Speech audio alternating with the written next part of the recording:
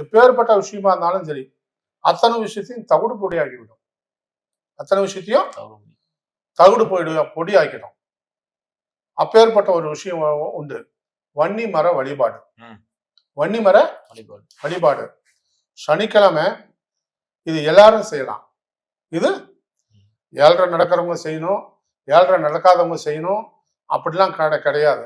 வாழ்க்கையில கஷ்டப்படுறவங்க ஒவ்வொருத்தரும் இந்த வழிபாடை செய்யலாம். வன்னி மரம் அது கோயில்லையும் இருக்கலாம், பிள்ளார் கோயில் இருக்கும், பெருமா கோயில் இருக்கும், ஈஸ்வரன் கோயில் இருக்கும், சில காட்டுங்கள்லயும் இருக்கும். சில காட்டுங்கள்லயும் வன்னி மரம் இருக்கும், காட்டு பக்கமும் இருக்கும். எங்க வன்னி மரம் இருந்தாலும் சரி, அதுக்கு குறைஞ்சது இப்போ கோயில்ல இருக்கு, போய் ஒரு குடம் தண்ணி எடுத்து ஊத்துறோம், ஒரு விளக்கு போடுறோம், அந்த வன்னி மரத்தை தொடணும்.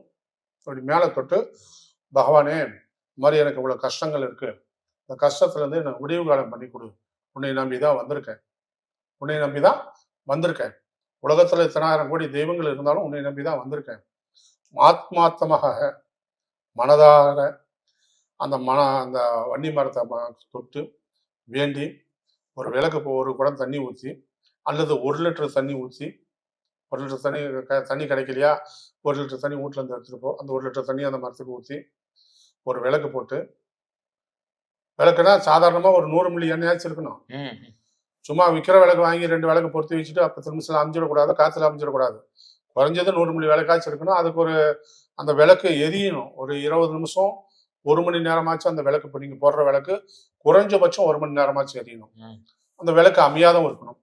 அதுக்கு என்ன ஏற்பாடோ அந்த ஏற்பாடு பண்ணி அந்த இடத்துல அந்த விளக்கு எரிய விட்டு, மரத்துக்கீழே விளக்கு எரிய விட்டு, மரத்து மேலே கை வச்சு, இறைவா என் குடும்பம் இந்த மாதிரி கஷ்டப்படுது, நான் கஷ்டப்படுறேன், ஏன்னா இதுல இருந்து விடுதலை பண்ணு அப்படின்னு 19 வாரம் 19 சனிக்கிழமை அந்த மரத்தை தொட்டு, அந்த மரத்தை